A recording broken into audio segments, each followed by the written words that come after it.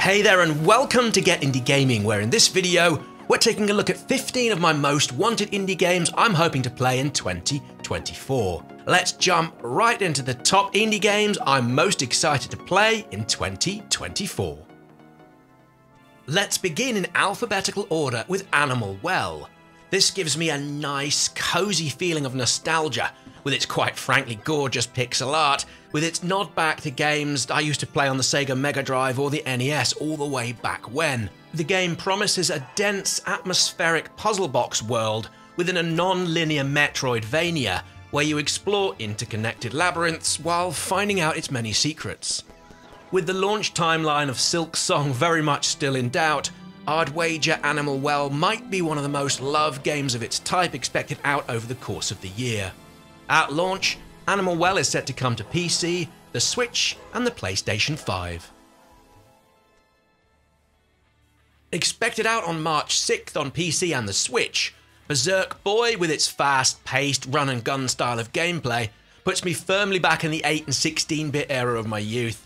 This seems to be the kind of a crossbreed between something like Mega Man and Sonic the Hedgehog, with what the developers are calling Metroidvania elements. The music here is taken care of by T. Lopez, the master behind other amazing work such as Teenage Mutant Ninja Turtles, Streets of Rage 4, Metal Slug Tactics, and plenty more. For me, this is a day one instant buy. Up now, Kart Life originally came out in 2013 on Steam, with it winning multiple IGF awards before getting pulled by the developer a year later. A decade on, this grayscale simulation game is set to come back to Steam with new storylines, art styles, and an updated control system. The game revolves around the struggles of three street vendors as they attempt to make a living selling coffee, bagels, and newspapers. The game is designed to provide players with a realistic and challenging experience, and if you didn't catch this a decade ago, please put this on your wish lists. I suspect even after a decade, Kart Life will pack a decent, thought-provoking and emotionally impactful punch. Kart Life is headed to PC sometime this year. Moving onwards to Cataclismo, which as this video airs has a demo on its Steam homepage. Like all games featured in this video, you can find a link to that down in the description. I'm thinking this is going to be one for those who like a little bit of base building, all wrapped within real-time strategy elements. I used to be a huge fan of RTS games, although I've fallen out of love with them in the past few years. Perhaps Cataclismo, with apparently having plenty world building, something we don't tend to see in these type of games, will tempt me back into the genre. Cataclismo is expected out on PC in the second quarter of the year. I rarely cover first-person shooter games, and yet Children of the Sun is looking just that little bit different. It features a lone woman sniper looking to take down members of something called the Cult, one by one, until she's given the good news to them all. As far as I can tell, this is a tactical puzzler, where you have a single bullet per level which you're able to re-aim after impact. It's a deft idea, and having spent time with the demo, which is available as this video goes up, I've enjoyed going back over the levels to figure out new ways in which to kill off those pesky cultists. It all feels delightfully satisfying and something, as I alluded to earlier, that feels really fresh within the genre. Children of the Sun is coming out soon onto PC. Moving on, we have Été, French for summer, which comes from a French-Canadian team that follows a young artist who moves to Montreal for a long summer. Funnily enough, as you can tell, it's a first-person painting game that oozes relaxation and creativity. You explore and paint a quiet Canadian town, and in so doing bring people, objects, and the world around you to life. It feels a wonderfully relaxing game that drips of charm and relaxation. I suspect this will be one to curl up on the sofa with a warm drink to see away an evening. Été is expected out in early 2024, with it coming to PC at launch, and given its painting mechanics, here's hoping it makes its way onto the Switch ASAP. Now, while admittedly I have told this story before, Dead Static Drive is the only game I've ever played at a conference where it's drawn me to shout a very loud expletive after less than a minute playing. That was all the way back at the 2019 Gamescom in Germany, so it's fair to say I've been waiting on this a very long time. Footage here is a little bit old, however Dead Static Drive is a road trip survival horror game within an alternate 1980s timeline USA. I adore the aesthetic here with its subtle and laid-back pastel colour scheme, all wrapped in what seems to be small-town America. To survive, players will need to scavenge, fight, sneak and learn who you can and who you can't trust. Now I'm thinking this is going to be out sometime in 2024, and I know it's coming at launch to PC and Xbox, which includes the Xbox Game Pass service.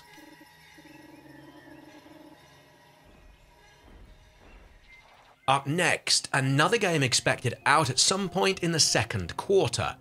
The Garden Path is a slice-of-life sim with real-time progression both in and out of the game.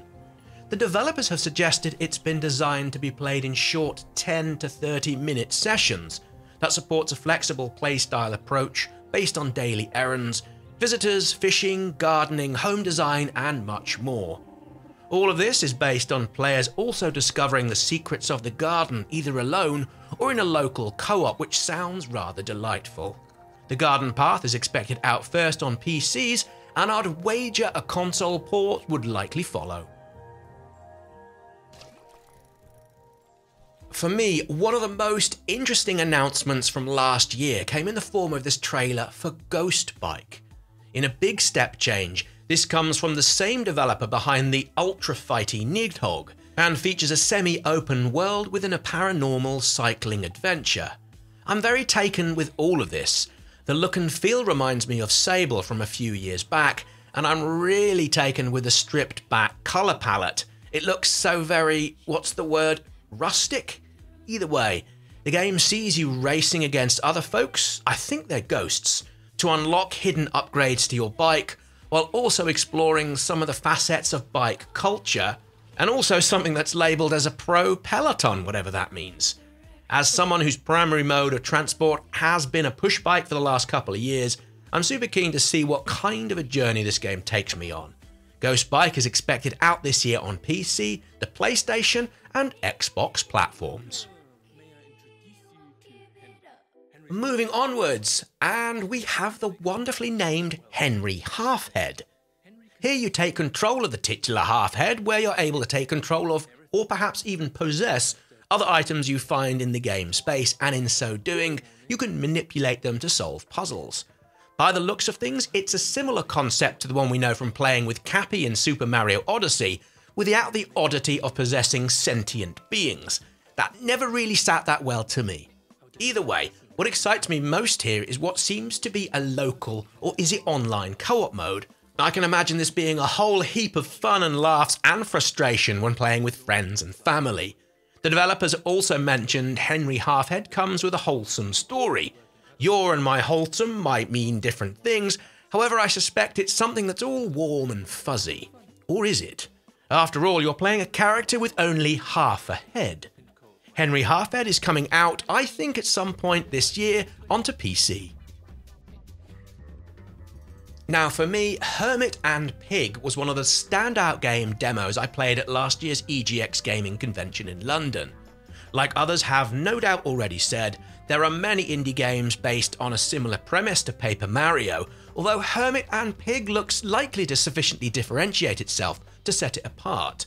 You play as a hermit who lives in the woods with your truffle-finding pig, where you do battle with the local wildlife using input attack combos, all done against a timer. A mechanic I rather enjoyed with it adding a sense of tension and release to things. I also really enjoyed the interaction with the NPCs I met during the demo. Your reclusive nature seems to flow into these conversations that sometimes felt forced and terribly unnatural, which I assume is kind of the point. I'm thinking Hermit and Pig could be one of the sleeper hits of this year, with it coming out on PC via Steam. The team behind Genesis Noir are back with another musical-based adventure in the form of Nivarna Noir. You'll play as a watchmaker caught in a double life that collides, taking you into conspiracy that brings your existence into question. I'm expecting more of the same as we had with the original game, although the developers are saying this follow-up will have more interactive elements. They've mentioned the existence of a dialogue-based detective mechanic, where you will need to use deduction and nuance to get to the bottom of the mystery you find yourself involved with. As per the previous game, the soundtrack will, there's no doubt, be another oral delight across multiple toe-tapping genres. Of all of the games coming out in 2024, this is right up there with my most wanted, with it likely coming to PC and the Xbox. Maybe this is my dream. From one reboot to another, The Mermaid's Tongue is the follow-up to Tangle Tower, a colourful crime-based puzzle game from back in late 2019. You'll be tasked here in yet again investigating another murder. This time the captain of the world's strangest submarine has been found dead, within a locked room alongside an ancient stone cauldron. Funnily enough, it's up to you, playing as Detective Gilmore and Sally, to figure out who's responsible for the death. I'm drawn to this not just in how much I adored the original, but how again this all looks and more importantly plays. There's a demo of the game up on the Steam homepage as this video goes to air, with it offering a clear snapshot of what we can expect when this comes out later in the year. It oozes quality, slickly written dialogue, and intriguing puzzles. The classical score is also an added treat, adding ladlefuls of ambiance and intrigue. The Mermaid's Tongue is headed to PC, with perhaps a console launch to follow at some point in the future. Moving onwards and to something a little more sedate. Spilled is a little and relaxing game that should take in the region of an hour or so to complete. It's an eco-conscious title in which you clean up oil spills in your neat little boat across 8 different areas. You'll also be able to rescue animals, clean up various other items to drop them off at recycling as well. All of this comes from a single developer who happens to also live on a houseboat in my old home of the Netherlands. I can see myself popping down to this time and time again, simply to wind down and relax, something I think we could all with doing just that little bit more often. Spilled is coming to PC. Up now, the last but one game in this showcase for indie games in 2024 I'm most looking forward to playing. Thank Goodness You're Here is quite frankly a stunningly beautiful game from 2 chaps from up north in the UK. You play as a salesman who's rocked up to the fictional UK town of Barnsworth. Now I swear to goodness I've honestly been to this kind of town in the UK many times. And it looks, well, it looks a little shabby, although I'm hoping it's really full of heart and warmth on the inside. It seems you're tasked with helping the townsfolk with a number of tasks and jobs here and there about the place in what the developers have said comes in the form of comedy sketch show devices that combine with laughs and platforming. There's clearly a nod to some of the great UK comedy outlets such as the Beano magazine, Viz and Monty Python.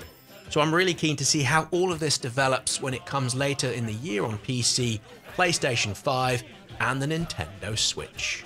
So if you've made it this far, many thanks. Let's tuck into that little surprise I mentioned at the start.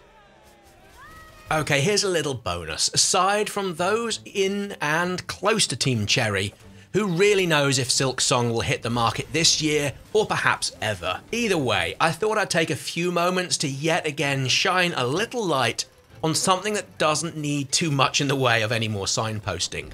Will Silksong come out this year? What do you think? Do let me know down in the comments. So there we go, that concludes my rundown of the indie games I'm most looking forward to in 2024.